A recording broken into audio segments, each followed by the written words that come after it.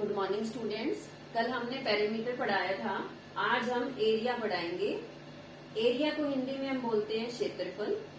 अब एरिया होता क्या है, कोई भी क्लोज फिगर हो उसके अंदर जो स्पेस ऑक्यूपाइड होता है उसको हम क्या बोलते हैं, एरिया। अगर कोई ओपन फिगर है तो वो एरिया को रिप्रेजेंट नहीं कर पाएगी। अब इसके लिए अब हमें, जैसे कल हमने पढ़ा था कि भी perimeter of A square, rectangle and triangle, आज हम उनके एरिया के बारे में पढ़ेंगे कि उनका एरिया कैसे निकालना है। पहले थोड़ा सा मैं आपको प्रैक्टिकल फॉर्म में बता देती हूँ। जैसे मान लो ये एक रेक्टेंगल दे रखा है जिसकी लेंथ है 4 सेंटीमीटर और ब्रेड्थ है 3 सेंटीमीटर। जब हम इसको स्क्वायर में काटेंगे, जो स्क्वायर भी कितने होने चाहिए, 1 सेंटीमीटर, तो उसकी क्या होनी चाहिए, साइड होनी चाहिए। अब ये कितने स्क्वायर कट होंगे, ध्यान से देखो, 1 2 3 4 5 6 7 8 9 10 11 12। तो यानी ये टोटल कितने स्क्वायर बने हैं, 12 स्क्वायर बन गए एक रेक्टेंगल को एरिया फाइंड आउट करने के लिए। अब अगर मैं इसको थोड़ा सा शॉर्ट फॉर्म में लिखे तो हमारे पास जो एरिया ऑफ रेक्टेंगल है वो क्या निकल के आया, लेंथ इंटू ब्रेड्थ।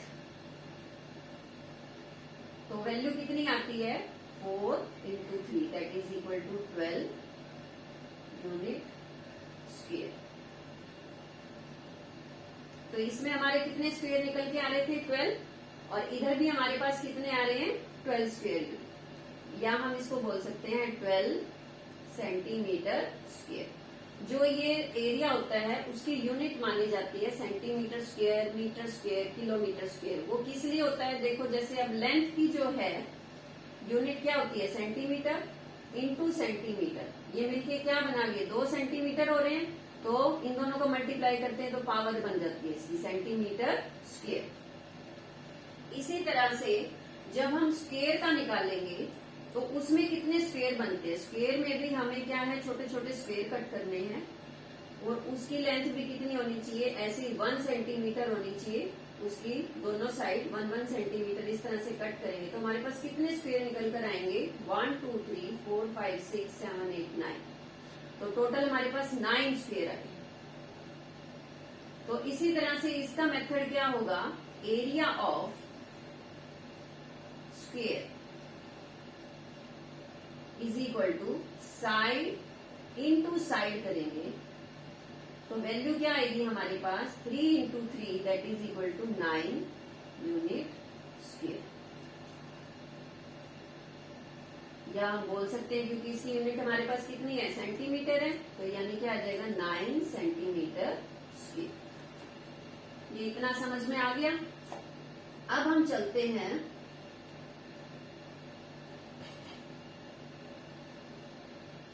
अगला फॉर्मूला निकाल रहे हैं, area of right isosceles triangle. Right isosceles triangle को हिंदी में बोलते हैं समकोण समबाहु। यानी इसमें एक आपको राइट एंगल दिया होगा plus isosceles triangle. Isosceles triangle क्या होता है, एक ऐसा ट्राइंगल जिसमें उसकी 2 साइड जो है वो इक्वल होती है, या तो ये दोनों ले लो या ये दोनों ले लो, मतलब उसमें कोई भी 2 साइड्स जो होती है वो इक्वल होती है। अब हमारे पास जैसे ये फिगर दे रखी है, इसमें ए बी सी डी एक स्क्वायर दिया हुआ है। अब स्क्वायर की प्रॉपर्टी मैंने आपको बताया था कि इसके जो चारों जो एंगल होते हैं वो क्या होते हैं, 90 डिग्री होते हैं। तो अब इसमें जो राइट एंगल है वो मान लो यहां बन रहा है, मैं इसको मान रही हूँ कि ये हमारे पास क्या है, राइट आइसोसेलेस ट्राइंगल मैंने मान लिया ए बी सी। दूसरा इसमें क्या बन रहा है, ए बी सी। तो इसमें ये 2 राइट आइसोसेलेस ट्राइंगल बन रहे हैं। तो हमें एक का निकालना है कि एरिया कैसे निकालें। अब क्योंकि आपकी लोअर क्लास है तो आपको इतना बड़ा समझने की जरूरत नहीं है, मैं बस आपकी जनरल नॉलेज के लिए आपको बता रही हूँ कि भी इसको क्यों कैसे आया है ये फॉर्मूला। अदरवाइज आपको सिर्फ फॉर्मूले याद करने हैं और क्वेश्चन में पुट करने हैं। इसकी रिक्वायरमेंट कहाँ होगी, जैसे आपको मान लो फिगर दे दी, वहां पर आपको इसको ढूंढने के लिए कि ये क्या आ रहा है, उसमें थोड़ी सी हेल्प होगी। जैसे area of square A B C D, अब ये पूरा एक क्या है, स्क्वायर है, ए बी सी डी। इसकी फॉर्मूला क्या सिखाया मैंने, साइड इंटू साइड। अब यहाँ पे साइड कितना है, a, तो यहाँ क्या लिखेंगे, a इंटू ए, तो ये क्या बन जाएगा, a स्क्वेयर। अब ये वाला जो स्क्वेयर है ये कितने ट्राइंगल में बट रहा है, देखो 2 ट्राइंगल में बट रहा है, ए बी सी और ए बी सी।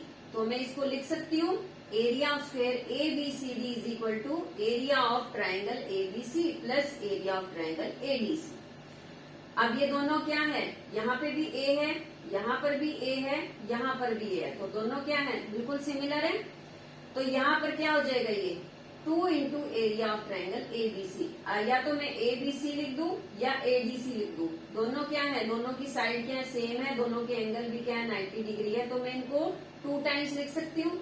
एडीसी को भी एबीसी बना देती हूँ और एबीसी को भी एबीसी बना देती हूँ। तो ये हमारे पास क्या आ जाएगा, ए स्क्वेयर। तो area of triangle ABC is equal to, ये वाला 2 इधर चला गया, 1/2 ए स्क्वेयर। ये हमारा फॉर्मूला हो गया area of right isosceles triangle. अब इसी से फिर हम बनाएंगे area of right angle triangle. अब राइट एंगल ट्राइंगल में क्या होगा डिफरेंस, सेम फिगर होगी, बिल्कुल ऐसे ही सेम फिगर बनानी है, कुछ चेंजेस नहीं करना, सिर्फ फॉर्मूला सिखा रही हूँ कि कैसे करना है। मान लो फिगर आ जाती है तो आपको पहचान होनी चाहिए कि इसमें ट्राइंगल है तो हम ये लगाएंगे। इसमें बिल्कुल वैसे ही सिमिलर ऐसे ही पिक्चर बनेगी, ऐसे ही इसके वो नाम लिखे जाएंगे।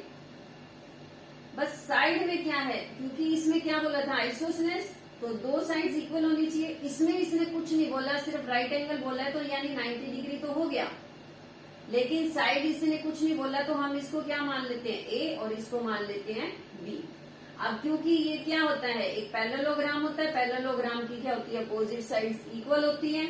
तो अब इसमें हम क्या मान लेते हैं, ये इधर बी हो जाएगा और इधर ए हो जाएगा।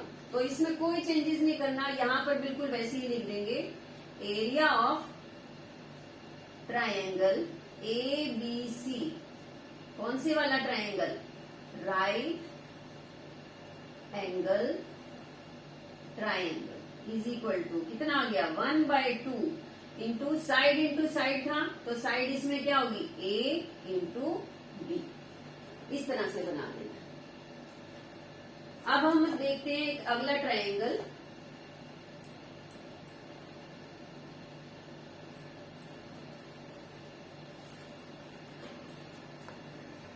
अब देखो एक ट्राइंगल और दे रखा है, इसमें ए बी सी एक ट्राइंगल है और एच हमने एक इसके परपेंडिकुलर दे रखा है। परपेंडिकुलर यानी आप बोल सकते हो कि जैसे 90 डिग्री चल रहा है यहाँ पर। तो अब इसका जो बड़े वाला ट्राइंगल है उसका एरिया कैसे निकालना, तो उसको निकालने के लिए क्या किया, जैसे ये परपेंडिकुलर, अब इसको देखो छोटे वाले ट्राइंगल को, जो ये बड़े वाला ट्राइंगल है ये 2 ट्राइंगल में डिवाइड हो रहा है। Area of triangle A B C किसके इक्वल है, area of triangle right angle triangle A B C plus area of right angle triangle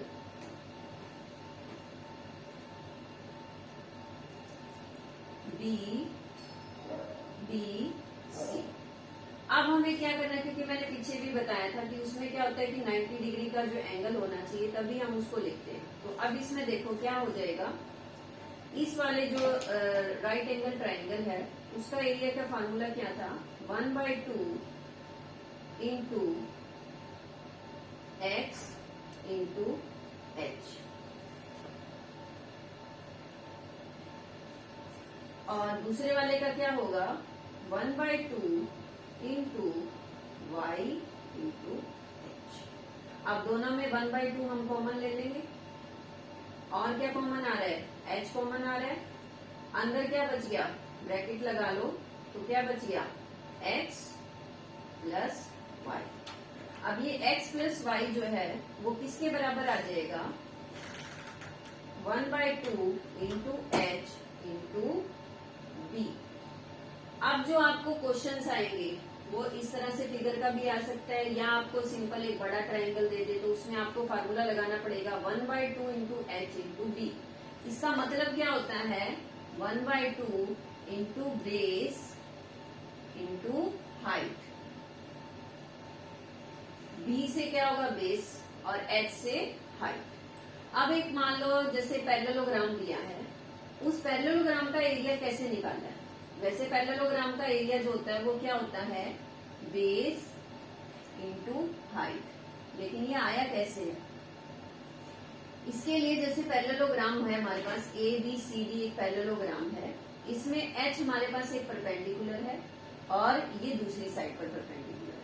अब जो इसका जो डायगोनल है BD, ये इसको दो इक्वल ट्राइंगल्स में डिवाइड करता है। तो इसीलिए जो एरिया ऑफ पैरेललोग्राम है, अगर हम इन दोनों का एरिया निकाल देते हैं तो इस पूरे पैरेललोग्राम का एरिया आ जाएगा। पहला जो ट्राइंगल है वो ये है ABD और दूसरा जो ट्राइंगल है वो कौन सा है BCD या BCD, कुछ भी बोल सकते हैं। अब इसका एरिया का फार्मूला हमने अभी निकाला कि भी जो कोई भी ट्राइंगल हो उसका एरिया का फार्मूला क्या होता है 1/2 इंटू बेस इंटू हाइट। अब इसमें क्या है देखो ABD में बेस क्या होगा AB, तो इसको मैं क्या मान लेती हूँ, मान लो जैसे मैंने मान लिया इसको B से रिप्रेजेंट कर लेती हूँ।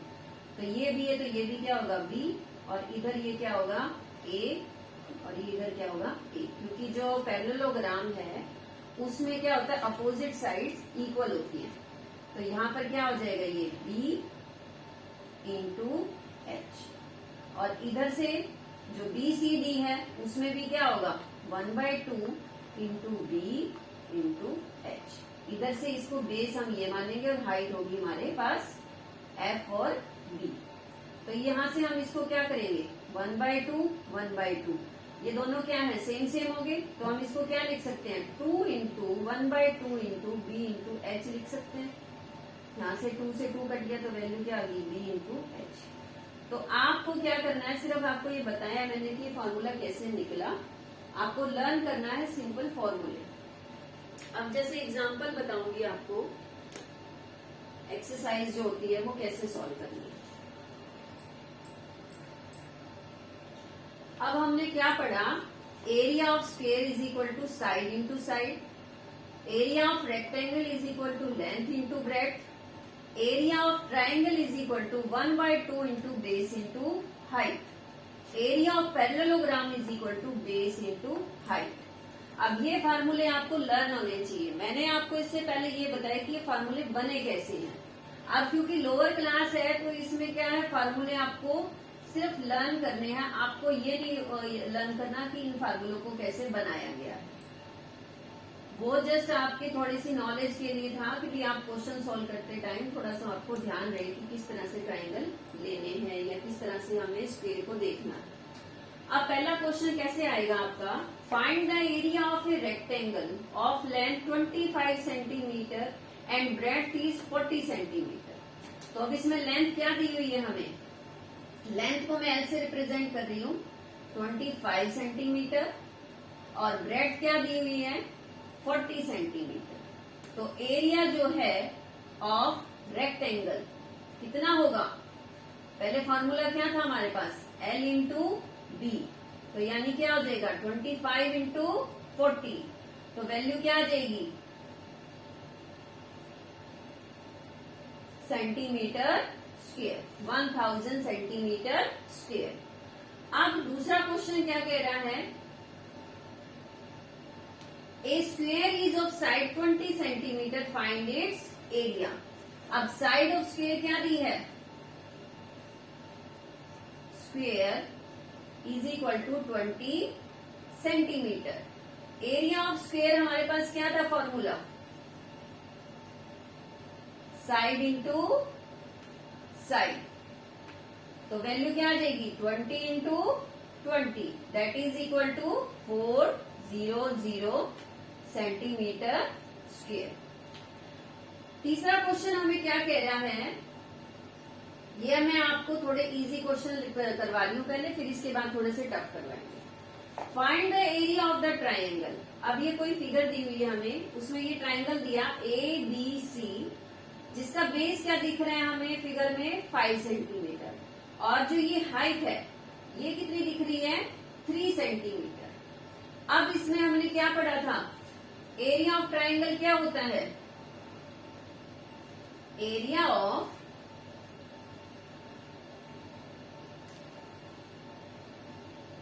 ट्राइंगल।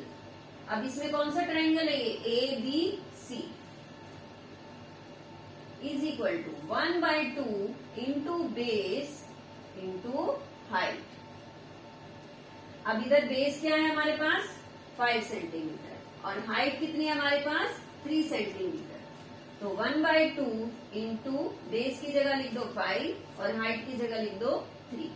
तो क्या आ जाएगा 5 3 जा 15, 15/2। अब इसको डिवाइड करोगे तो क्या आ जाएगा 7.5 सेंटीमीटर स्क्वायर। इसके बाद हमारा अगला क्वेश्चन है find the area of the parallelogram. अब इसमें भी एक फिगर के टाइप से दे सकता है, ऐसे 3-4 फिगर दे देगा और आपको बस क्या करना होगा कि भी आपको एरिया पूछेगा कि भी पैरेललोग्राम का एरिया निकालो। ट्राइंगल की फिगर दे देगा, ट्राइंगल की निकालो। कई बार फिगर के फॉर्म में दे देते हैं और कई बार आपको सेंटेंस फॉर्मेशन में दे देते हैं। तो अब इसमें हमने क्या पढ़ा था, एरिया ऑफ पैरेललोग्राम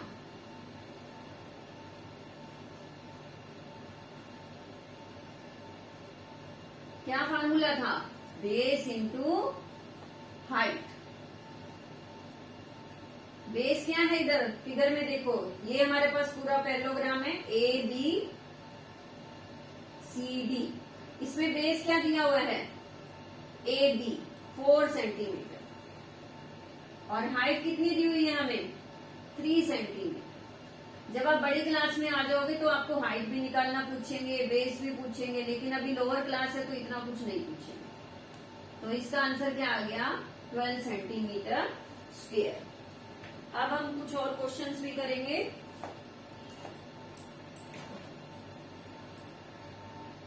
अब देखो पहला क्वेश्चन है the base and height of a triangle are in ratio 2:3। If the area of triangle is 108 centimetre, find its base। तो अब इसमें क्या बोला है कि भी कोई भी एक ट्राइंगल ले लो,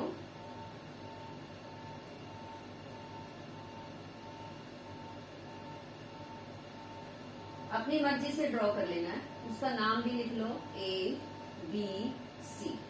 अब वो कह रहा है कि भी बेस और हाइट का रेशियो दिया है। अब हमें नहीं पता कि भी बेस कितना है और हाइट कितनी है, तो ये हमारा क्या हो गया हाइट और ये हमारा क्या हो गया base.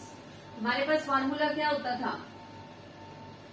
Area of triangle is equal to 1/2 into base into height. अब क्वेश्चन में क्या दिया है, एरिया ऑफ ट्राइंगल हमें दे रखा है और जो बेस और हाइट है उसमें रेशियो दे रखी है। जब इस तरह से क्वेश्चन आए तो हम लेट कर लेते हैं, let base is equal to. अब जो पहला नाम है बेस, तो यानी वो पहले वाला रेशियो बेस के लिए है।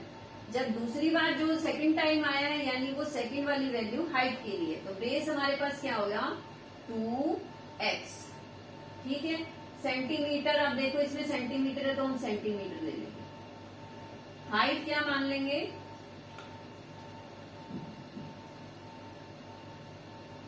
3x centimetre. ये हो गया।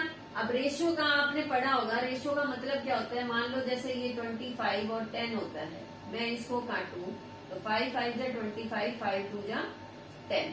तो ये हमारी जो रेशियो है वो क्या होगी 5:2 हो जाती है। तो हम उसको कवर अप करने के लिए हमने क्या लगा दिया 5x 2x, यानी ये किससे मल्टीप्लाई हुआ 5 से हुआ, तो ये वो x है। अब हमें उस x को पता लगाना है क्योंकि 5 × 5 25 हुआ और 2 × 5 क्या हुआ 10 हुआ, तो यानी वो दोनों का सिमिलर वैल्यू है। तो इस x को निकालने के लिए हम क्या एज्यूम कर लेते हैं कि भी जो रेशियो है उसके साथ मान लो हमारे पास वो सेम चीज से हमने मल्टीप्लाई किया है ना और सेम चीज से डिवाइड किया, इसलिए इसको 2x माना और इसको क्या माना है 3x माना है। अब इस वैल्यू को आप इसमें पुट कर दो। एरिया ऑफ ट्रायंगल कितना दिया हुआ हमें 108 सेंटीमीटर। तो अब इसको यहाँ पे पुट कर रही हूँ 108 is equal to 1/2 into 2x into 3x। अब 108 is equal to 1/2 into 3 into 2 कितना हो गया 6x square. x into x क्या होगी पावर होगी उसकी, x इंटू एक्स स्क्वेयर, यानी ये 2 बार x लिखा गया है तो यानी मल्टीप्लाई हो रहा है तो x स्क्वेयर। अगर 3 बार लिखेंगे तो x क्यूब। अब ये 2 इधर क्या है मल्टीप्लाई में है, इधर जाके क्या आ जाएगा 108 इंटू 2/1 पलट जाएगी value 6x square.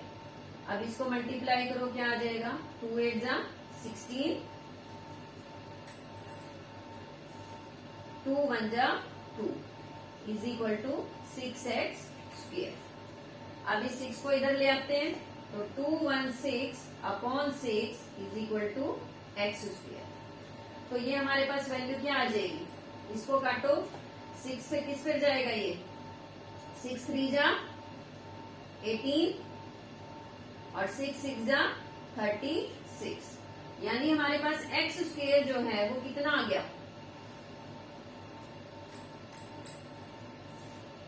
x square is equal to 36। अब हमें इसके क्या करने हैं फैक्टर बनाने होते हैं, क्योंकि ये x स्क्वेयर है तो यहाँ पे 2 2 की वैल्यूज में आना चाहिए। तो ये किसका फैक्टर बन सकता है 6 into 6।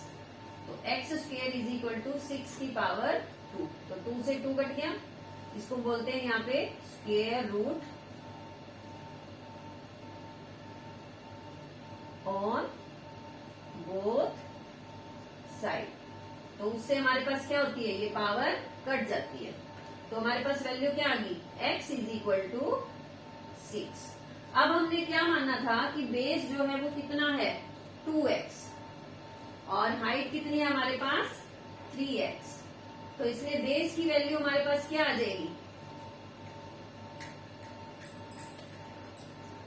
So therefore base is equal to 2 into 6 that is equal to 12 centimetre और हाइट कितनी हो जाएगी हमारे पास 3 into 6 that is equal to 18 centimetre. ये हमारा फर्स्ट क्वेश्चन है।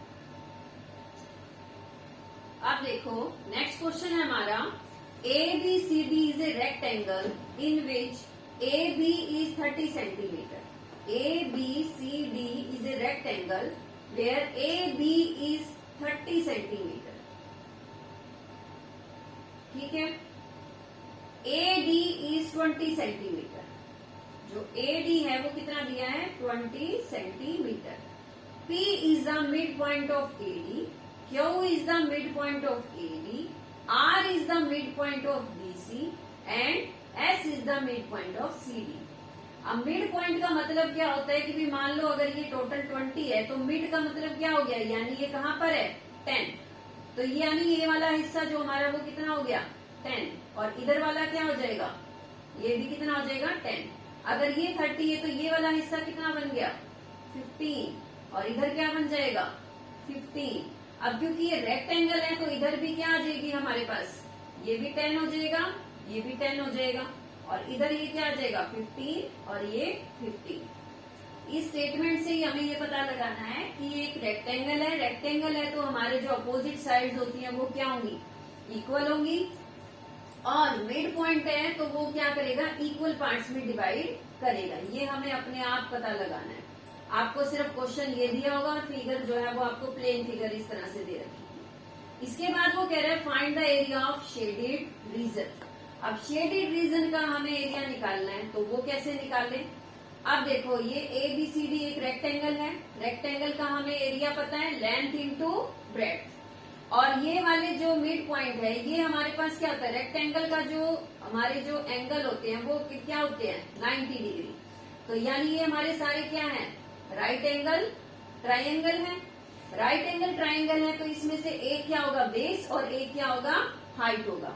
तो अगर मैं पूरे रेक्टेंगल में से इन चारों ट्राइंगल का एरिया निकाल के उसको माइनस कर दूं तो हमारे पास ये शेडेड पोर्शन आ जाएगा। बड़े वाले में से ट्राइंगल, जो 4 छोटे छोटे ट्राइंगल हैं, उनके एरिया निकालो और उनको क्या कर दो, माइनस कर दो रेक्टेंगल के एरिया में से, तो हमारे पास शेडेड पोर्शन का एरिया आ जाएगा। तो अब इसका क्या करना है, हमें एक दूसरा मेथड भी है, लेकिन उसके लिए फिर आपको नई ट्रिक लगानी पड़ेगी। अभी हम क्योंकि ये सिंपल जो फार्मूले से कर रहे हैं, तो यही वाला मेथड अप्लाई करेंगे। तो इसमें सबसे पहले क्या निकालना है, area of rectangle, A B C D is equal to length into breadth. क्या आ जाएगा, 30 इंटू 20, कितना आया, 3 2 जा 6, और इसके पीछे क्या है, 2 0, तो ये वैल्यू क्या आ जाएगी, सेंटीमीटर स्क्वायर। इसके बाद अब एक ट्राइंगल ले लो हमारा ए पी क्यू, तो ये कौन सा ट्राइंगल है, right angle triangle. Triangle A P Q, या आप इसको ऐसे भी लिख सकते हो क्योंकि राइट एंगल है, तो इसको जैसे पी पर राइट एंगल बन रहा है तो इसको बोल सकते हो पी ए क्यू। तो ये वैल्यू क्या आएगी, 1/2 इंटू बेस इंटू हाइट। तो बेस हमारा इसमें क्या होगा, ए क्यू, कोई सा भी ले सकते हैं क्योंकि राइट एंगल है, तो इधर भी है और इधर भी है। तो ये क्या आ जाएगा, 1/2 इंटू 15 इंटू 10, 10 इंटू 15 भी कर लो, कोई फर्क नहीं पड़ेगा। अब देखो यहाँ से 2 से कट गया, 2 5 जा 10, 15 5 जा कितना आ गया, 75 सेंटीमीटर स्क्वायर। ये हमारे एक ट्रायंगल का हो गया। अब इधर से देखो बिल्कुल सेम वैसी ही वैल्यू आ रही है, तो ये वाला देखो, इसमें बेस क्या है 15 और इधर क्या है 10। अब इन चारों का ध्यान से देखो, सबका सेम आ रहा है। एरिया ऑफ ट्रायंगल जो राइट एंगल ट्रायंगल है,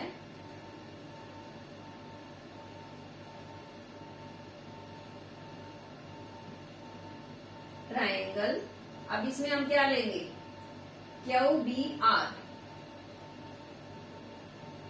उसका भी क्या हो जाएगा 1/2 इंटू 15 इंटू 10, बिल्कुल सेम ऊपर जैसा है, तो इसका भी 75 सेंटीमीटर हो गया। एक का निकाल दिया, बाकी का आप चाहे ऐसे भी लिख सकते हो। Similarly area of right angle triangle SCR या RCS क्या आ जाएगा 75 सेंटीमीटर स्क्वायर, और area of right angle triangle कौन से वाला है PDS, क्या आ जाएगा 75 सेंटीमीटर स्क्वायर। तो अब हमें ये क्या करना है, area of all right angle for right angle triangle R is equal to 75 plus 75 plus 75 plus 75, ऐसे कर सकते हो, या क्या कर सकते हो 75 इंटू 4, तो वैल्यू कितनी आ गई 4 5 जा 20, 4 7 जा 28 और प्लस 2 कितना आ गया 30, 300 सेंटीमीटर स्क्वायर। अब हमारा एरिया ऑफ रेक्टेंगल कितना आया था, तो हम यहाँ पे क्या लिखेंगे, area of shaded portion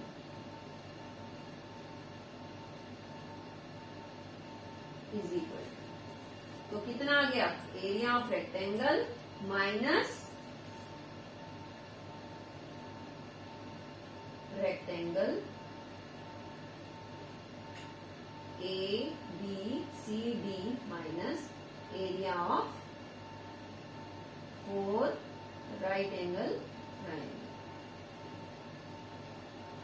that is equal to 600 minus 300, that is equal to 300 centimetre square. ये आ गया समझ में। अब हम अगला क्वेश्चन करते हैं।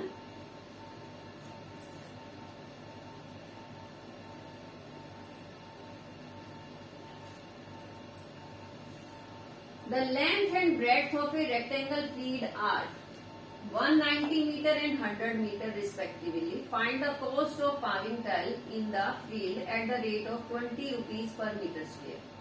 अब एक रेक्टेंगल जैसे हम ड्रॉ कर लेते हैं ना, रफली ड्रॉ करना है तो बस शेप थोड़ा सा ठीक होना चाहिए, ऐसा नहीं है कि आप ट्रायंगल बना लो। तो इसकी लेंथ हमें कितनी दी हुई है 190 मीटर। कोई भी नाम ले लो, A B C D। और जो इसकी ब्रेड्थ है वो कितनी दी हुई है 100 मीटर। तो पहले जो इसने बोला है, जो पेरीमीटर निकालते थे वो क्या होता है, किसी चीज की फेंसिंग करनी हो या आपको जैसे रोप बांधनी है या आपको मतलब किसी भी फील्ड के किसी भी रूम के चारों तरफ कुछ करना हो तो पेरीमीटर निकालते हैं। लेकिन ये क्या कह रहे हैं, फील्ड पर इसने पूरे फील्ड में टाइल्स बिछानी है या फ्लोर बिछाना है या व्हाइट वॉश करवाना है, तो आपको उस टाइम पे क्या निकालना होता है, एरिया निकालना होता है। तो इसलिए इसे हमें सबसे पहले क्या नोटिस करना है कि उसने पूछा क्या है, उसने पूछा है टाइल्स जो है वो उसने बिछानी है। तो इसलिए हमें यहाँ पर क्या निकालना पड़ेगा, एरिया, पेरीमीटर नहीं निकालना। अगर वो फेंसिंग कराता उसके चारों तरफ तो हम क्या निकालते, पेरीमीटर। लेकिन हम ये क्या कह रहे हैं कि टाइल लगवानी है, तो उसके लिए हमें क्या निकालना पड़ेगा, एरिया। एरिया और पेरीमीटर के जो क्वेश्चन है उसमें यही ध्यान देना है कि वो फेंसिंग कर रहा है, उसके चारों तरफ चक्कर लगा रहा है या उसके अंदर कुछ कर रहा है। तो अब इसमें जैसे ये टाइल्स लगा रहा है तो इसलिए हमें क्या निकालना पड़ेगा, एरिया। तो area of rectangle ABCD is equal to length into breadth. ये आप लिख लेना स्टार्टिंग में, length of a rectangle ABCD is equal to 190 metre, breadth is equal to 100 metre. मैं वो सब नहीं लिख रही। तो इसमें क्या आ जाएगा 190 into 100 that is equal to 19। अब ये देखो इसके पीछे एक जीरो और इसके पीछे 3 जीरो, तो ये पीछे 3 जीरो लग जाती है मल्टीप्लाई। तो ये हमारे पास क्या आ जाएगा, मीटर स्क्वायर। अब जो आगे हमें निकलना है वो क्या बोला उसने, कॉस्ट। कॉस्ट क्या बोली है,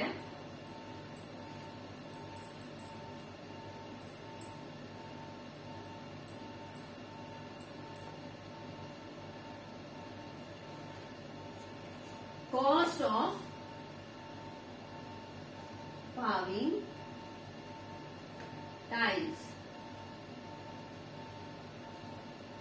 in the field कितना है, at the rate 20 rupees per metre square. तो cost of paving tiles in a field कितना दे रखा है, 20 rupees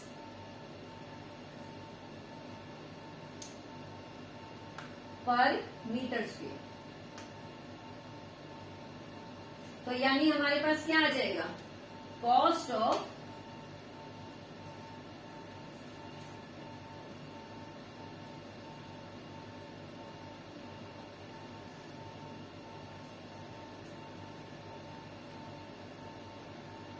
tiles in 1 metre square field is 20 rupees. ठीक है। अब ये हमारे पास कितना है 19,000। तो cost of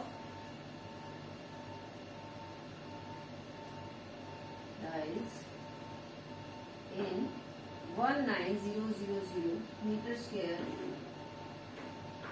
field is equal to 20 into 19,000 that is equal to कितना आ गया 19 इंटू 2 38। अब कितनी जीरो है, 3 जीरो इसकी होगी और 1 इसकी होगी, तो क्या आ जाएगा, ठीक है। अब ये हो गए हमारे एरिया, हो गया सिंपल फॉर्म में। अब अगली क्लास में हम पढ़ेंगे एरिया बिटवीन 2 रेक्टेंगल्स। तो आज के लिए इतना ही काफी है, नेक्स्ट क्लास में मिलेंगे।